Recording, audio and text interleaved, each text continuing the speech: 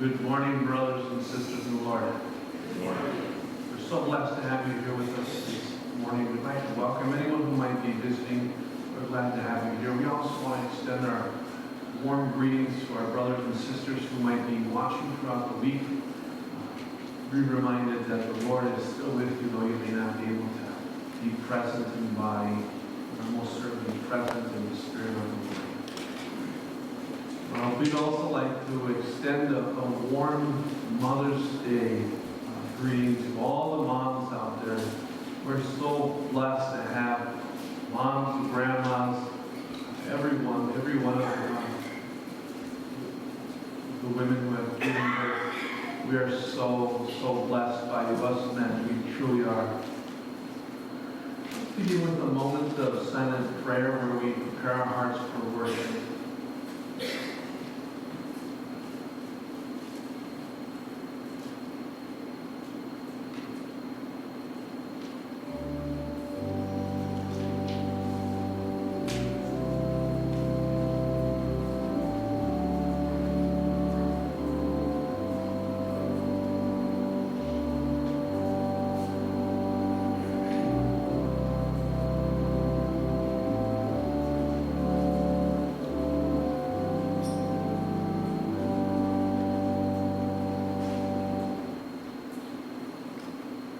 Our call to worship for this morning comes from Psalm 63, verses 2 through 4. Let's rise and read them responsibly. We have seen you in your sanctuary and beheld your power and glory. Because your love is better than life, we will glorify you. We shall praise you as long as we have breath. In your name shall we lift up our hearts. Grace, mercy, and peace be to you from God the Father and Lord Jesus Christ. Amen. Let's continue with a greeting of love and especially to thank the mothers out there who have given so many blessings to this world.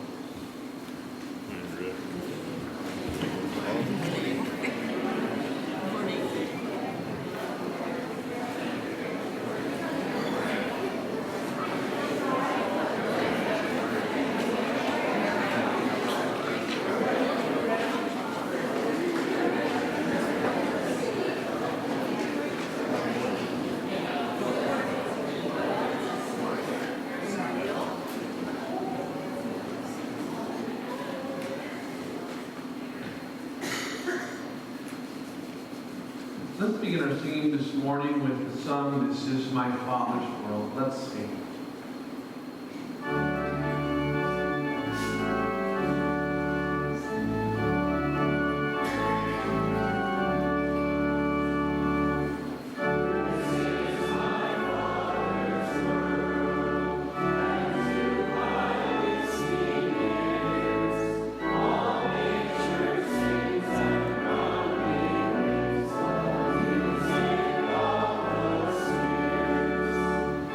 This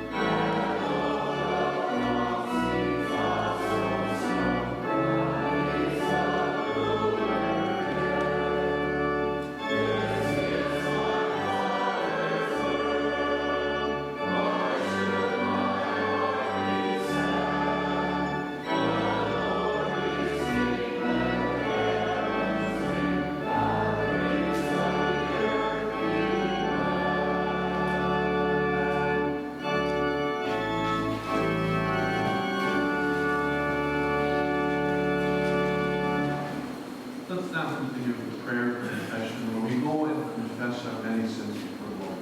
Let's pray. Lord our God, whenever we hear of the Ten Commandments, Lord, each one of them named, Father, in order, we are reminded of how greatly we fall short of your approval and acceptance. Lord, in not a single one of your perfect and holy law have we been able to abide. Rather, Father, each and every one of those commandments, whether they are in deed or in thought, we have failed.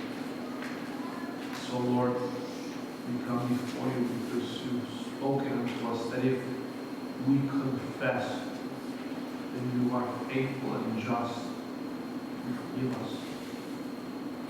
So, Lord, we bring before you these burdens, these confessions, how we have fallen short this week.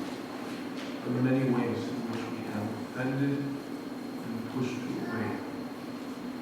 And we ask, grant unto us grace that is the highest of all creation, the mercy, love, and forgiveness of Jesus Christ. Grant us, Father, his righteousness and his perfectness. We, O Lord, are unable to grant it to ourselves. We pray these things in Jesus' name. Amen.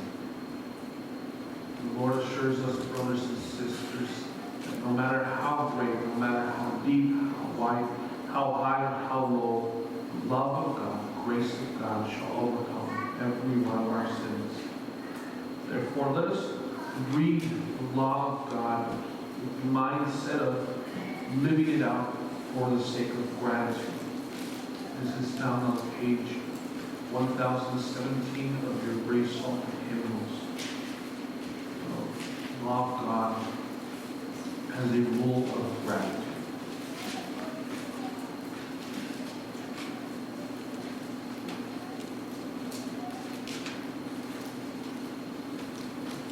Let's begin.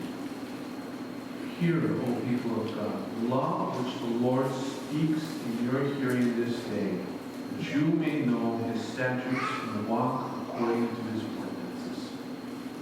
Give us, Lord, grace of your law, and give us life by your word. The God who saved us in Jesus Christ gave this law, saying, I am the Lord your God. You shall have no other gods before me. Worship the Lord our God and serve him in him. You shall not make for yourself an image of anything to worship it. Living no more in bondage to earthly gods, we will worship the Lord our God in spirit and in truth.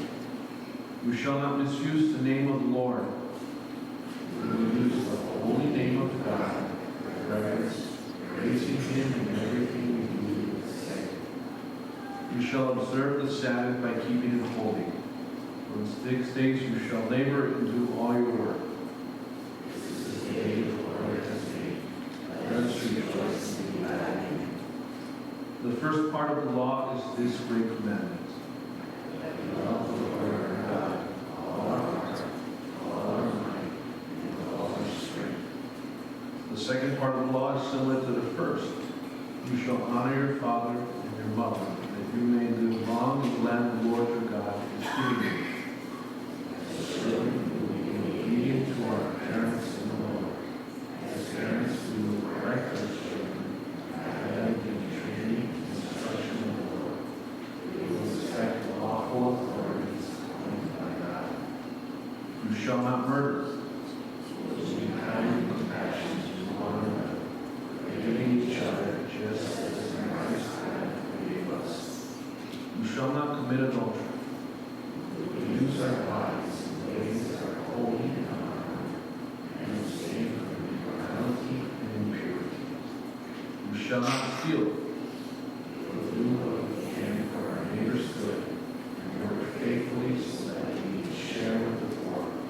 You shall not give false testimony against your neighbor. We will speak the truth with our neighbor in love, making judgments that are true, of peace,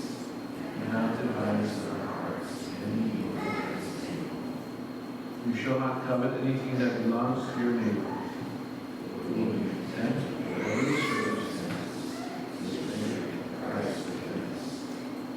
Thus we must love our neighbor as ourselves.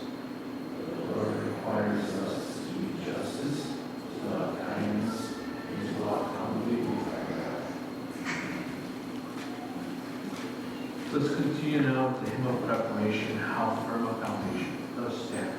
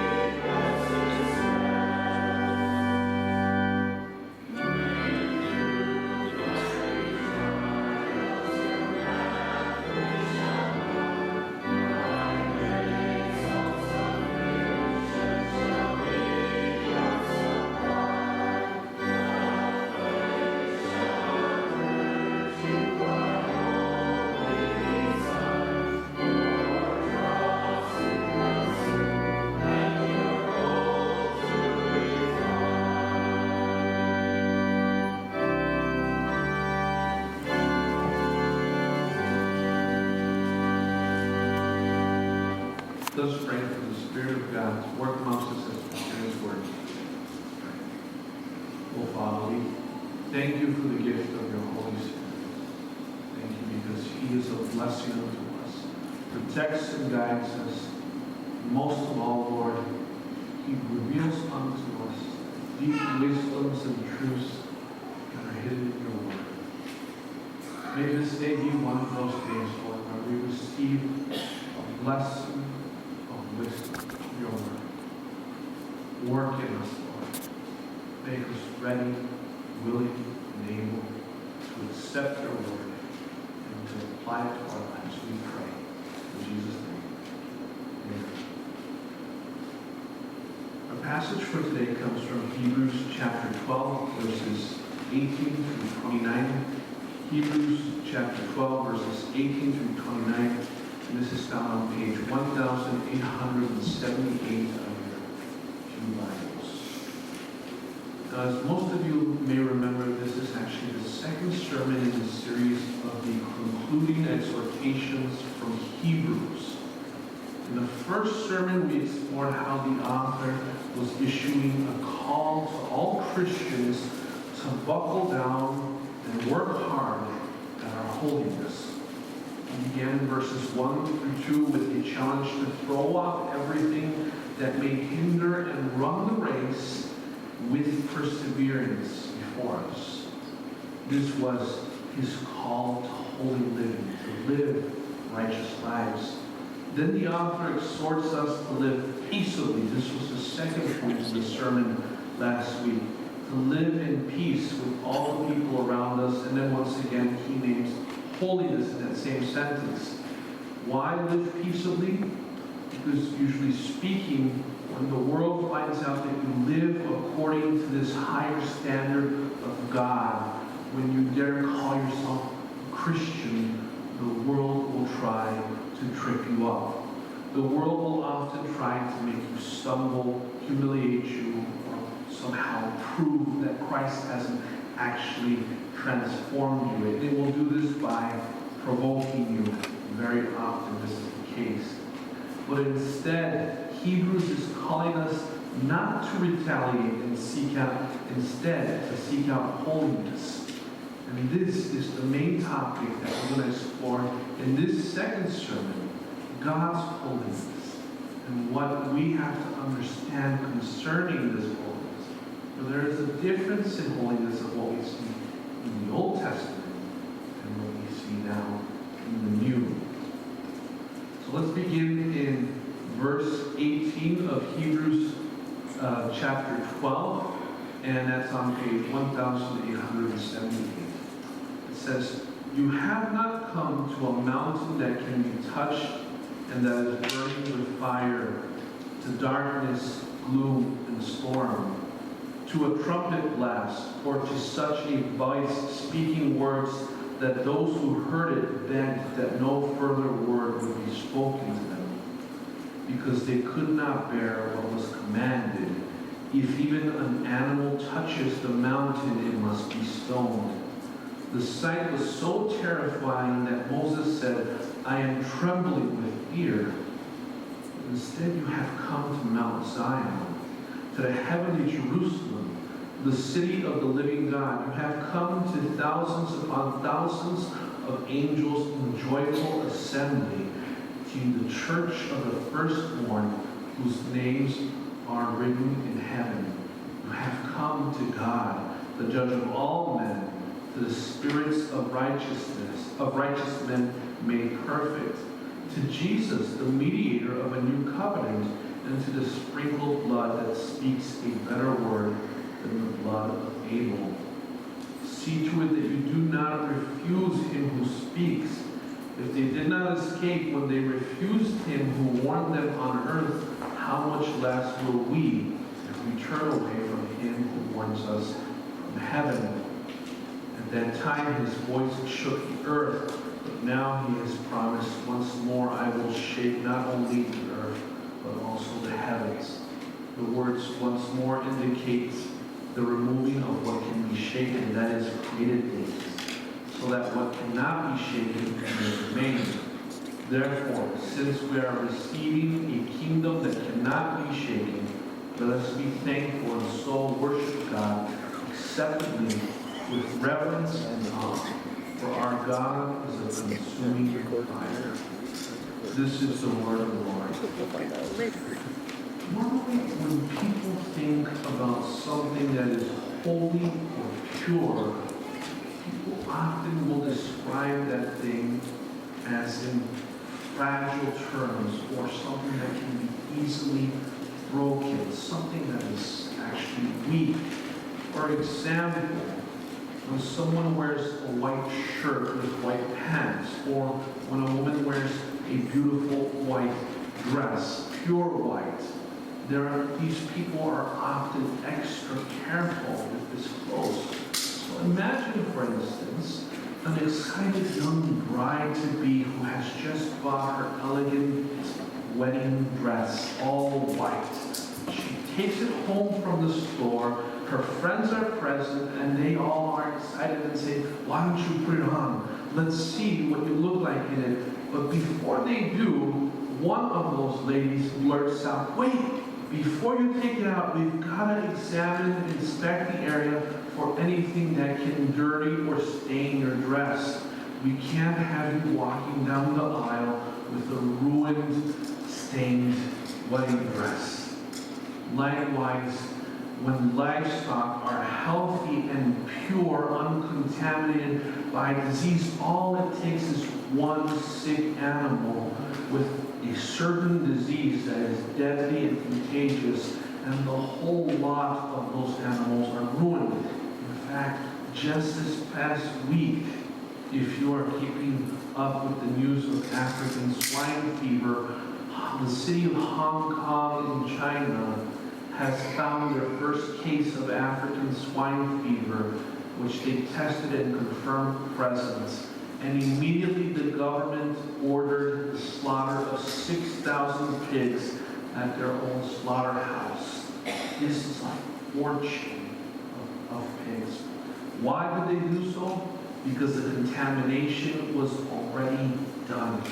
It didn't matter if 5,999 of those animals were still healthy and might even survive the African swine fever. No, it didn't matter because they were no longer pure. They were a threat. They no longer were free of this disease. Therefore, dear friends, purity, uncontaminated states, spotlessness, holiness, all of these things are so delicate, aren't they? Usually speaking, we have to take extra care. All of these things are so easy to undo, so easy to break. However, God's holiness is quite different. In fact, it is referable to as a theological mystery. God's purity is different. Why? Because God's holiness isn't something easy to break. It isn't fragile or easy to undo. In fact, God's purity is untaintable, uncontaminatable. It is a theological mystery because if you add sin to God's holiness, the sin is made clean, not the holiness made dirty. Picture it this way.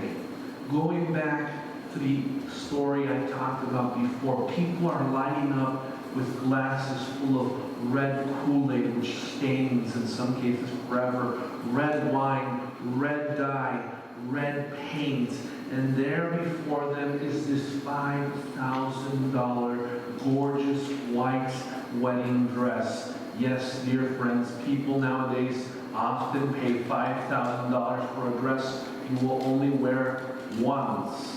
I'm not here to pass judgment on you for it, but it better look really, really good. Now back to the story. These people lining up before this wedding dress with the most terrifying of stain-causing liquids in their hands, and they throw it upon the dress, one after the other. But the strange thing that happens is that anything that happens to touch this dress, instead of staining the dress, the liquid itself becomes white. Red wine, red dye, red paint, all of it bouncing off the dress, turning white as snow. This is the image of how unmovable, how unshakable, how uncontaminatable is God's holiness. But at the same time, God's holiness is also exceedingly strong. It's not fragile like the pure and holy things of this earth that we have to try and protect. And this is important because our text primarily deals with these two things: God's purity, His holiness, and God's strength, the strength of that holiness. And so I want you to imagine what this strength could be compared to. This is an interesting idea that this text deals with. Arguably, probably the best analogy or picture is the strongest man on earth. He is a professional power lifter and bodybuilder. His name is Eddie Hall, and in July of 2016, Eddie Hall set the world record for lifting the most weight ever in a deadlift competition. It is unbelievable how much those things weigh and how much you have to struggle to lift that up. Now imagine being able to stand next to this athlete, this monstrosity of a man during that competition as he's lifting this colossal weight, this juggernaut. putting up 1,102 pounds with just his pure muscle strength.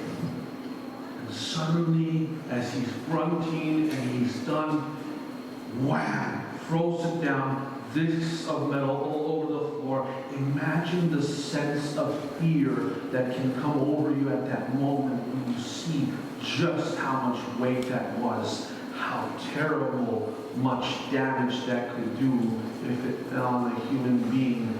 And this, brothers and sisters, would be a small taste of the overwhelming fear that our text is trying to address.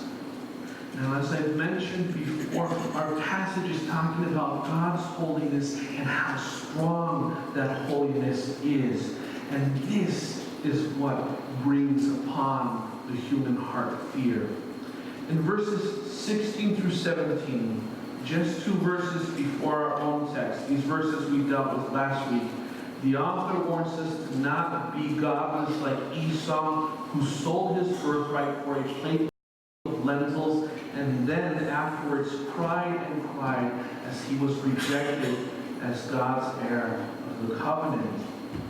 This is the author's attempt to admonish us, perhaps even put a little bit of fear in us, in our hearts, of how important holiness should be to us. But at the same time, dear friends, the holiness of the Old Testament and how fragile it was is now gone. For you see, all you had to do in the Old Testament times was to be touched by someone who was considered unclean, and you would immediately yourself become unclean and unacceptable before God. All you had to do was make a small mistake, perhaps even unknowingly, such as bringing a lamb with a blemish that you didn't spot to be sacrificed before the Lord at his temple, and your sacrifice would become ineffective. All you had to do, brothers and sisters, in the Old Testament time was sin once, just once, and you were considered unacceptable in the eyes of God. And this is why every year without end, without fail, all the heads of the families of the Israelites had to travel to Jerusalem and sacrifice another sacrifice to pay for their sins of that year. Otherwise, they would be unacceptable in the eyes of God. No, brothers and sisters, holiness based in the Old Testament, based on man's actions, on our merits, is weak. It is fragile. It is easily contaminated and lost. It is easy to undo. This holiness that Moses had to teach about is so easy to destroy.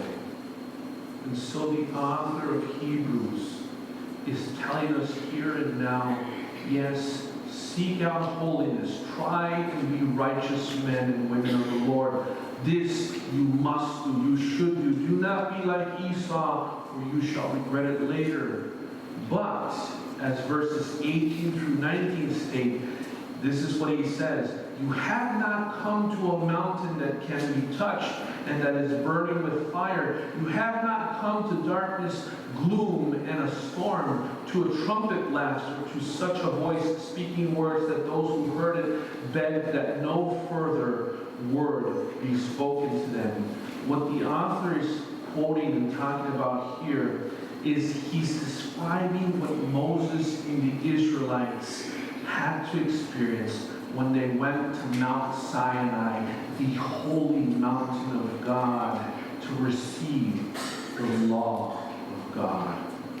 In Exodus chapter 19, verses 16 through 19, the Israelites come to this mountain, and at the foot of the mountain, not even stepping up to the first step, at the foot of the mountain, as they're gazing up to this gigantically tall peak, they see that it is covered with thick black clouds, thundering and lightning all around it. The rest of the sky clear, but here in this mountain they see such a mysterious presence.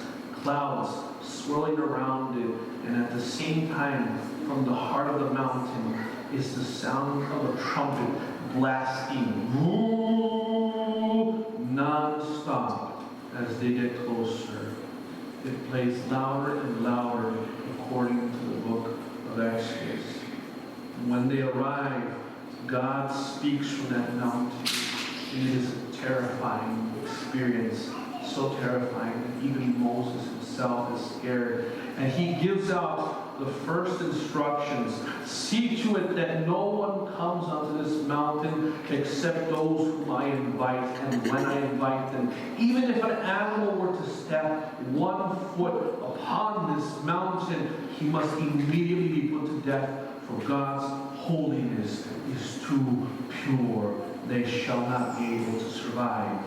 Even so much more a human being who steps on this mountain uninvited. I'm reminded of the story of one of my seminary professors that he witnessed in Moody Bible College back in the 80s when one of his fellow students decided to play a joke on the girls' dorm. He rigged up this horn and put it in a box, hooked it up to a power supply, and at 2 in the morning turned it on, blaring the sound of trumpet.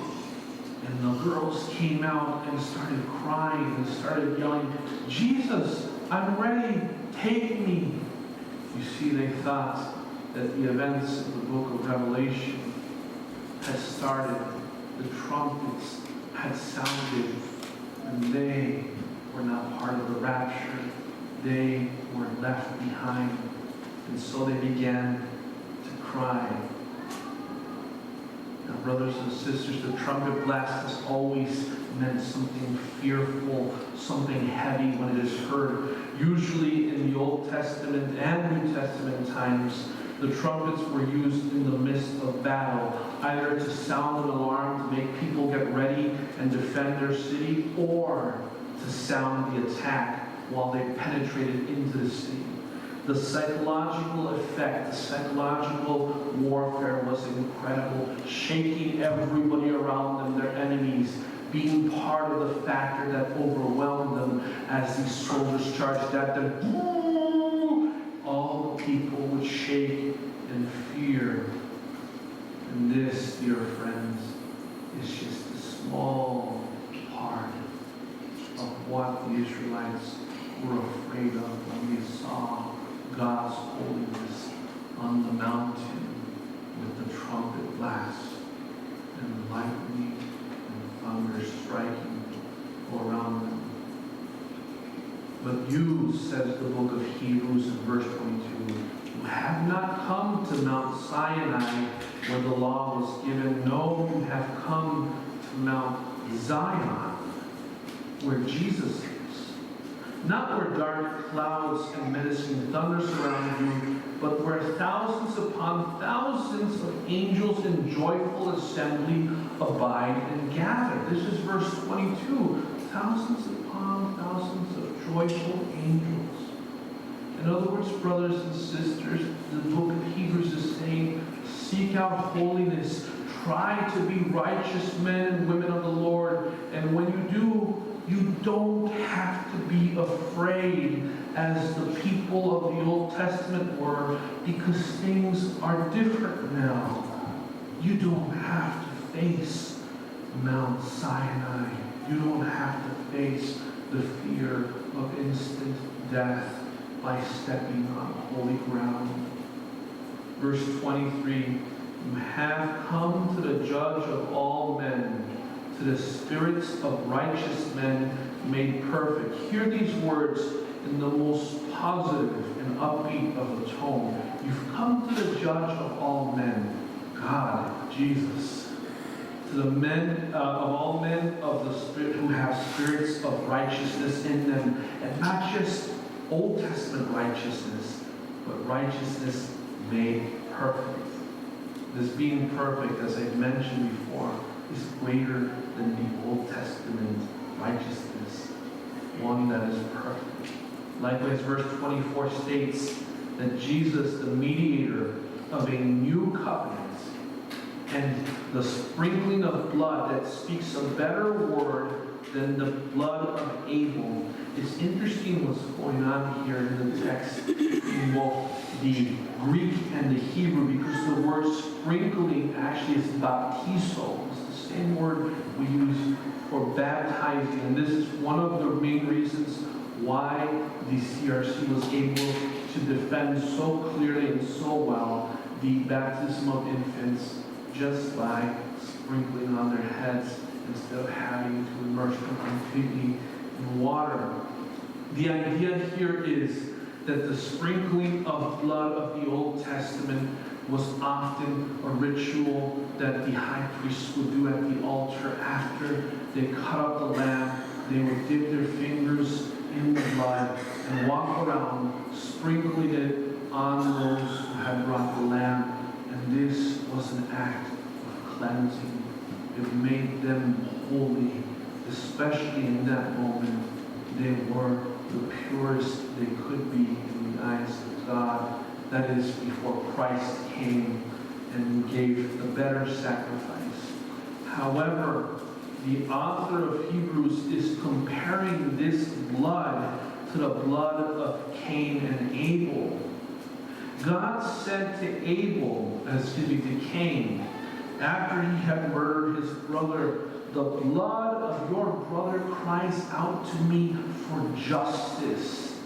The blood of the Old Testament demands sacrifice, demands death, and God even then was gracious so that he only put upon Cain a curse, something still quite weighty and significant. However, now in the New Testament, we have the sprinkling of Jesus' blood, which speaks a word not of condemnation and judgment, but of forgiveness, complete, henceforth forevermore forgiveness, so that your sins yesterday are forgiven, your sins today are forgiven, and any sins that shall come tomorrow will also be forgiven. No need to travel to Jerusalem once a year to sacrifice. Your sins are completely undone. This is the power of the sprinkling of the blood of Jesus of the New Testament, the practice of the blood of the Lamb, which shall and has cleansed us forever. Verse 25 says, see to it that you do not refuse him who speaks, speaking of God, or Jesus in this case, both being a play on words. He's using both Old Testament image of God, New Testament image of Jesus. If they did not escape when they refused him who warned them on earth, that is God in the Old Testament, how much less will we, if we turn away from him who warns us from heaven, Jesus at the right hand of God the Father. This is an interesting turn in the text, dear friends, because up until this point, these are words of comfort. These are words of encouragement. He says, run the race. Throw it all behind. It's obtainable. It's so much more easier. And it's permanent. It's not undoable. You can't undo it. You can't contaminate it. This holiness is of the most excellent and strongest of quality. And yet, it says here, taking a turn, if we turn away from him who warns us from heaven, how much less will we escape than those who escape from the Old Testament? What the author is talking about here is the hard-heartedness of the Israelites after they went up to Mount Sinai to receive God's law. I would remind you, dear friends, that they saw the power of God on that mountain and were terrified. They saw the thunder, they saw the lightning, they saw the clouds, they heard the voice that trembled the ground around them. They saw all of these things and heard the trumpet blasts of the armies of God.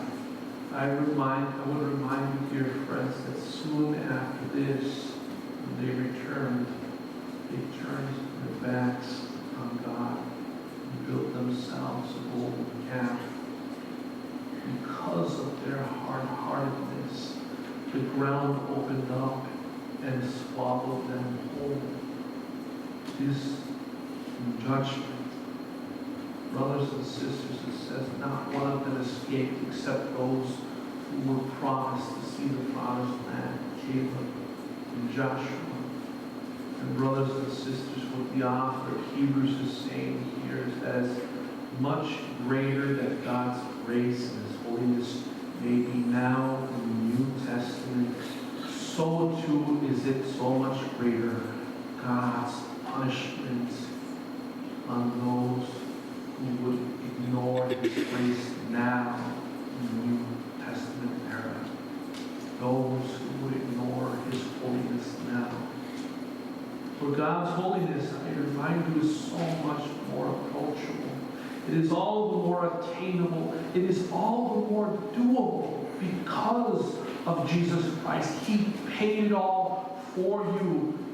And therefore, dear friends, because it is so much more accessible, should we ignore God's grace, we shall be all the more guilty in God's eyes, all the more worthy of punishment.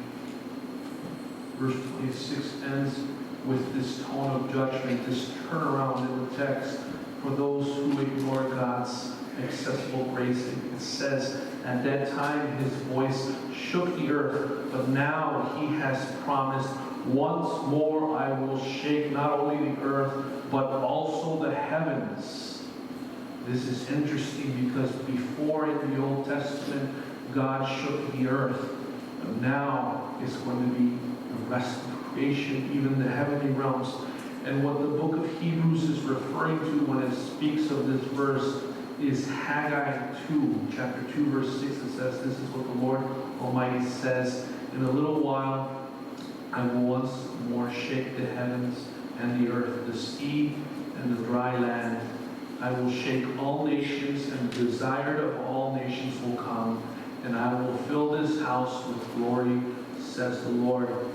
This is the image that He's using here of the shaking of a tree that has fruit on it in order to force it to release its fruit. I preached on this in the past. It's the image of God coming to a nation and saying, where are your fruits? Okay, so they're not ready? Guess what? This is what's going to happen, and the fruits come out. God makes things right by force. It's an image of His judgment, and it is also the image which the Apostle John ultimately prophesies in Revelation chapter 6, verses 11 through 13. It says, then each of them was given a white robe, and they were told to wait a little while longer. These are the believers, the Christians, until the number of their fellow servants and brothers who were to be killed as they had been was completed. I watched as He opened the sixth seal, and there was a great shaking, a great earthquake. The sun turned black like sackcloth, once again similar to the image of Mount Sinai, and made of goat's hair. The whole moon turned blood red, a sign of judgment, and the stars in the sky fell to the earth, as late figs drop from a fig tree when shaken by a strong wind. There's the image of fruit being knocked out of a tree. Brothers and sisters, what the author of Hebrews wishes to tell us here is that holiness is something we are to strive for. We are to seek without doubt. We should throw off every hindrance that we have and run the race with perseverance. As he says in the beginning of the chapter, we should do this because things are so much more different now in the New Testament era. Holiness is now based on God's Word. It's uncontaminatable and it is strong. God's merits in you makes you untaintably holy.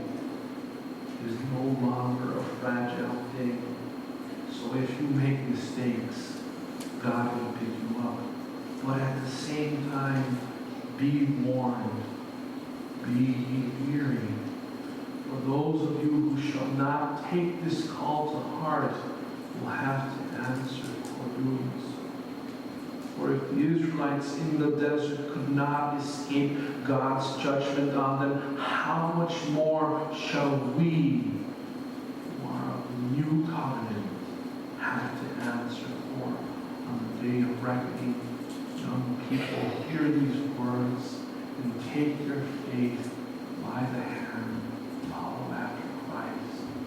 Don't wait, do it now. Be strong in the Lord, dear friends, and listen to his call from the book of Hebrews. And here he says, he's so much more accessible. Yet, would you come? Will you hear his call? Brothers and sisters, let us follow in obedience to God's word. Let us pray. Father, we thank you for this divine wisdom shed upon us in this text.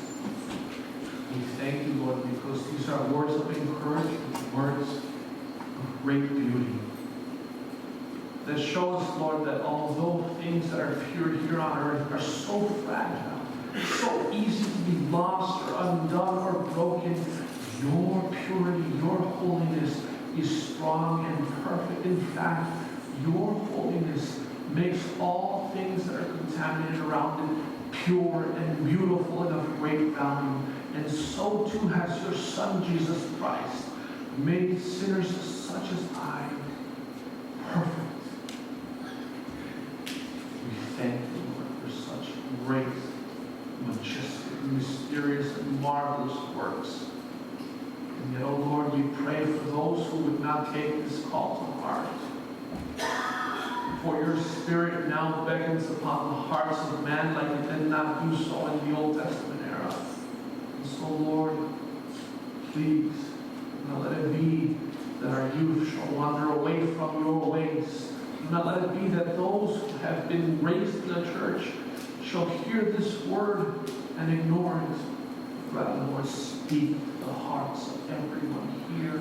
Speak to the hearts of all who shall hear this sermon later on in the week and perhaps after that even. So, Lord, move so that these people who hear your message will answer your call and be saved and live for Jesus Christ. Lord, it is a beautiful gift you give us. Lord, we know it is your desire for each and every one of us to accept it. So may it be so, Lord. May it be so. Move in our hearts, we pray, Lord. Help us to live holy lives, we pray. In Jesus' name, amen. Let's continue with the song of response. Holy God, we praise your name.